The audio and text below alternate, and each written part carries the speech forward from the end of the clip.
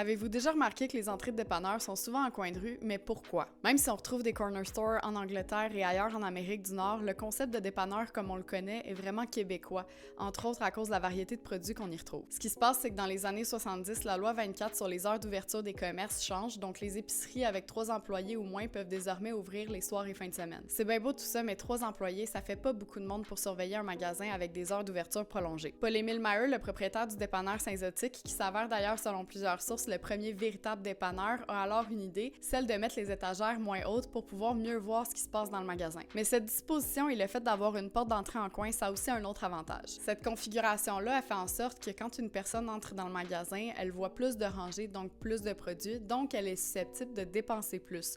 Parce que même si initialement elle venait pour une seule raison, ben son regard est attiré vers d'autres produits. Cette stratégie-là, elle fonctionne aussi pour l'extérieur. En étant en angle, la porte d'entrée est visible depuis plusieurs directions, donc plus de gens sont susceptibles d'y aller spontanément, ce qui, encore une fois, augmenterait les revenus du dépanneur. Vous aimeriez en apprendre sur d'autres sujets de la sorte? Pensez à nous suivre, on publie 2 fois par semaine.